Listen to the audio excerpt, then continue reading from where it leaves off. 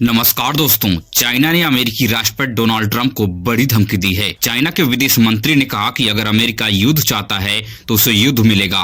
पहले चाइना एक गोली नहीं चलाएगा, मगर उसके बाद अमेरिका को गोली चलाने के लायक भी नहीं छोड़ेगा। आपकी जो सोच है कि चाइना को नष्ट करने की, वो कभी हम पूरा नहीं होने देंगे। चाइना इकलौता देश है जिसके पास हाइड्रोजन बम है। इतनी शक्तिशाली होने के बाद हम आपके सामने क्यों झुकें? इतनी सख्त लहजे में अमेरिका को अभी तक कोई भी देश दुनिया का धमकी नहीं दे पाया है, मगर चाइना अब अमेरिका को भी लाल आंख दिखाना शुरू कर दिया है।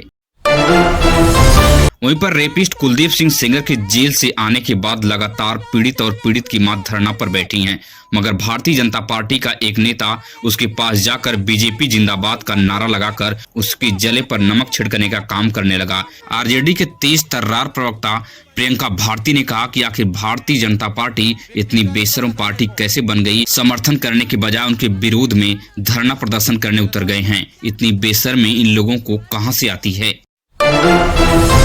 वहीं मेरठ में तमंचा लहराते हुए एक फहीम नाम का व्यक्ति नजर आया, मगर दोस्त से कैसी गद्दारी की जाती है, इससे बड़ा जीता जागता उदाहरण आपको नहीं मिलने वाला है। दरअसल रेलबाजी करने का एक्शन फहीम कर रहा है, ऊपर तमंचा उठाकर आपको वीडियो में नजर आ रहा होगा, मगर लंगोटिया दोस्त को पता नहीं था कि फहीम मुझे यहाँ पर जान से मारने के लिए लाया है। उसका लंगोटिया यार उवैस जैसे ही शूट करता है मोबाइल से रील को, उसी वक्त फहीम तमंचा को घुमाकर उसके तरफ कर देता है और उसको गोली लग जाती है। इतने में ही दोस्त बेहोश होकर गिर पड़ता है। अभी तक वो नाजुक हालत में पड़ा हुआ है। आप समझ लीजिए कि दोस्त आपके साथ किस प्रकार से गद्दारी कर सकते हैं और आपको पता तक भी नहीं चलेगा। वहीं बांग्लादेश में दीपू चंद दास के हुए अत्याचार के ऊपर अरुणाचल प्रदेश के युवाओं ने आक्रोशित रैली की। युवा इतनी आक्रोशित थे कि वह साफ कह डालें कि अगर बांग्लादेशी युवक अगर कोई मुझे मिल जाए तो मैं अभी उसका वही हश्र करूंगा जो बांग्लादेश के लोगों ने दीपू चंद दास के साथ किया था। बांग्लादेश में हुए हिंदुओं के ऊपर अत्याचार थमने का नाम नहीं ले रहा है। लगातार हिंसा बढ़ती जा रही है और इसका रिएक्शन देश के बॉर्डर पर नजर आ रहा है। जो वहाँ में जॉब कर रहा था वो गलत वर्ड नहीं बोला है। एक शब्द बोलने के कारण उसको पहले लात मार के मराता है, फिर जिंदा जला देता है। ये कौन सा मतलब धर्म में ये लिखा हुआ है? इसीलिए हम तो सिर्फ उसका पुतला जलाया है, फ्लैग को जलाया है। अगर यहाँ इंडिविजुअल मिलता है तो उसको हम जिंदा जलाएगा। इतना भी हिम्मत रखता है हम। क्लियर मैसेज है इंडिया का, हमारा अरुणाचल इंडिया का तरफ से, नॉर्थ ईस्ट का तरफ क्लियर मैसेज है। अगर हम लोग को मिलता है हम लोग ये कार्रवाई कर सकता है। हमने चूड़ी पहन के नहीं बेचा हुआ। वहीं अखिलेश यादव ने लगातार आरक्षण घोटाले को लेकर योगी आदित्यनाथ को घेरते रहे, जिसका परिणाम यह हुआ कि उत्तर प्रदेश की लेखपाल भर्ती में ओबीसी सीटों पर जो आरक्षण का घोटाला किया था, जो डाका डाला था योगी आदित्यनाथ ने, वह 700 से ज्यादा सीट आज योगी आदित्यनाथ को वापस लौटानी पड़ी है। अखिलेश यादव इसको बहुत बड़ी जीत बता रहे हैं ओबीसी समर्थन में। वहीं उत्तराखंड से पथराव का बड़ा मामला सामने आ रहा है। दरअसल उत्तराखंड के वन विभाग ने 200 एकड़ अवैध कब्जा जमीन खाली कराने के लिए चिन्हांकन करने गई थी। तभी अवैध कब्जाधारियों ने प्रशासन और अधिकारियों के ऊपर पथराव शुरू कर दिया। उत्तराखंड की पुष्कर धामी सरकार अवैध कब्जा को लगातार हटाने के ऊपर एक्शन ले रही है। वहीं पे एलन मस्क ने चौंकाने वाली भविष्यवाणी की है। मस्क का कहना है कि अब लोगों को पैसा इकट्ठा करने की कोई ज्यादा जरूरत नहीं लगेगी। दुनिया के सभी देश से गरीबी लगभग खत्म हो जाएगी। दरअसल एआई और रोबोट के मदद से बड़े पैमाने पर प्रोडक्शन होगा सामानों का, जिससे सामान बहुत सस्ती हो जाएगी और लोगों का पैसा बहुत कम खर्च होगा। बहुत कम पैसे में भी लोगों का जीवन यापन बहुत आसानी से गुजर जाएगा। आपका क्या सवाल है, इसे लेकर कमेंट में टाइप करके जरूर बताएं। वहीं पर सोना चांदी 2025 में लगातार लोगों का जीना हराम कर दिया। दाम इतना तेजी से बढ़ते रहे कि लोग सोना खरीदने से कतराते रहे। आज सोना का दाम लगभग 1,40,000 को पार कर गया है 24 कैरेट का। वहीं चांदी की बात करें तो प्रति केजी जो है 2,45,000 रुपए को भी पार कर चुकी है। पिछले दिन 2,62,000 रुपए पर भी पहुंच गई थी। चांदी में भारी उछाल दिखा जा रहा है, लेकिन आने वाले नए साल में चांदी के दाम को लेकर कयास लगाए जा रहे हैं कि लगातार सोना और चांदी के दाम बड़े पैमाने पर सस्ते हो सकते हैं।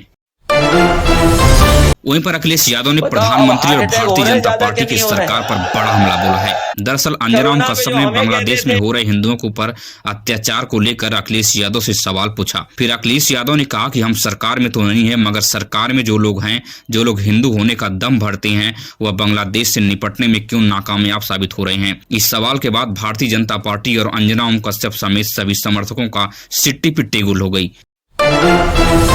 वहीं पश्चिम बंगाल से बड़ी खबर सामने आ रही है। दरअसल हुमायूं कबीर ने खुली चुनौती दी है कि ममता बनर्जी बाबरी मस्जिद बनाने को नहीं रोक सकती हैं। बंगाल में 37% मुस्लिम है। मुर्शिदाबाद में जहां बाबरी मस्जिद बन रही है, वहां 72% मुस्लिमों की आबादी है। इतनी बड़ी आबादी होने के बाद बाबरी मस्जिद बनने से कौन रोक सकता है। हुमायूं कबीर की बिगड़े बोल के बाद पश्चिम बंगाल की राजनीति में गर्मी गर्मा शुरू हो गई है। वही टीएमसी सांसद अभिषेक बनर्जी ने भाजपा समेत चुनाव आयोग पर बड़ा हमला बोला है। अभिषेक बनर्जी ने कहा कि बड़े पैमाने पर पश्चिम बंगाल में चुन चुनकर वोटों को काटा गया। अगर वोट नहीं कटा है तो चुनाव आयोग मतदाता सूची को ऑनलाइन अपलोड करने से क्यों छुप रही है। चुनाव आयोग कोई भाजपा आयोग बन गया है, जिसकी वजह से सूची को छुपाया जा रहा है। अभिषेक बनर्जी ने चुनाव आयोग से मिलने की इच्छा जताई है। उत्तर प्रदेश में कड़ाके की ठंड को देखते हुए योगी आदित्यनाथ ने बड़ा फैसला लिया है। योगी आदित्यनाथ ने साफ कहा है कि 12वीं तक के स्कूल 1 जनवरी तक लगातार बंद रहेंगे और साथ ही साथ प्राइवेट स्कूलों को भी बंद किया जाए। वहीं पर जापानी कंपनी होंडा ने सेल्फ बैलेंसिंग बाइक को बनाने में बड़ी सफलता हासिल की है। यह काम सबसे पहले चाइना किया था। अब इस काम में सफलता हासिल करने वाला जापान दूसरे नंबर का बन गया है, जहां पे बाइक जो है बैलेंस रहेगी, वो गिरेगी नहीं किसी तरफ। आज की जो गाड़ी है सीधे अगर आप पैर उठा लें तो गिर जाती हैं, लेकिन यह सेल्फ बैलेंसिंग जो गाड़ी है यह नहीं गिरेगी। वहीं उत्तर प्रदेश के रामपुर में दर्दनाक मामला सामने आ रहा है। वीडियो में साफ दिख रहा है कि बोलेरो की लापरवाही से छोटी सी गलती करता है और बोलेरो के ऊपर सीधा ट्रक पूरी तरह से पलटी मार जाता है और मौके पर ही बिजली विभाग के एसडीओ के ड्राइवर की मौत हो जाती है। आप लोग रोड पर बहुत सावधानी से चलें। अगर आप देश और दुनिया की बड़ी खबरें देखने में दिलचस्पी रखते हैं तो आप हमारे इस चैनल को सब्सक्राइब कीजिए और अपने दोस्तों रिश्तेदारों तक वीडियो को शेयर कीजिए। मिलेंगे इस तरह की नई वीडियो में नई सूचना के साथ। धन्यवाद।